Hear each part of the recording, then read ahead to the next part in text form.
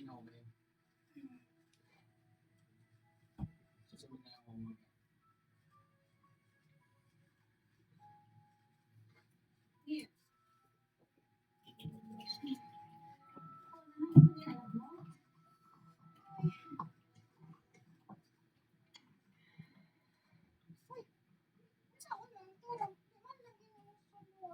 Lagi ko sinasabi na kaya ko. Pero napapagod na ako. Napapagod na ako maging nanay, tatay sa mga anak ko. Ang hirap. Hindi ko pa ito masabi sa asawa ko. Kasi kung umas na siya, parang walang problema. Parang walang nagbago. At kaya mo lahat.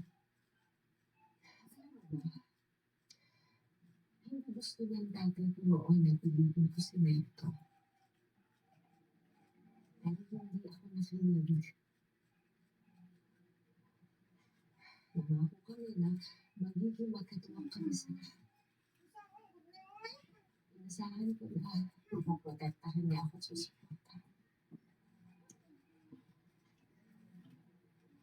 Hindi ko alam na mapupunta lang sa ganito ang lahat. Siyempre, hindi susuko ang asawa mo. Siya makakulong. Alam niya na kahit kailan pwede nang panikulan siya. Sorry ha. Pero kailangan sabihin ko ka para sa'yo. Kung pinapag ka na, hindi ka na gusto mo po eh. Pwede kang mag-move on.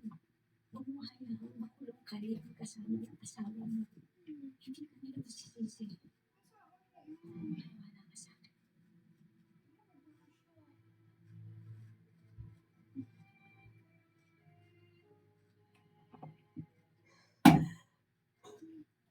Ayaw mo na daw mag-aaral. Ikaw ba yun?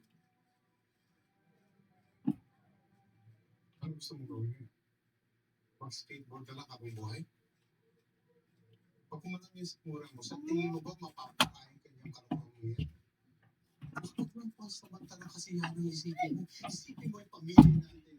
Isipin mo yung kinabukasan mo. Kapag hindi pa nakakalabas, ikaw ang lalaki sa bahay natin. Kaya dapat maging responsable ka.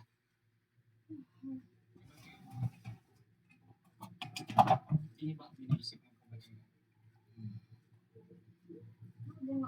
Sinabi, wag po kasi kayo magsalita na parang ang galing ng tatay.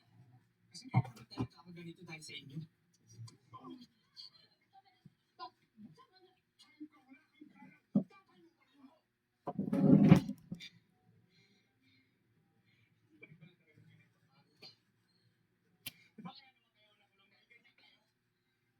Parang ang sabi nila, isipin ko pamilya ko, eh kaya ba? Wag magsalita kayo para makakalabas kayo dito. Na parang tumabalik pa tayo sa dati. Ba't kasi hindi niyo aminin pa? Ba't kasi hindi niyo aminin na hindi na kayo makakalabas dito? Puro kayo pa kasi. Nilokan niyo na nga si mama sa pagsusukat niyo doon. Hanggang ngayon, nilokan niyo pa rin siya. Hindi ako makasarili pa. Ikaw!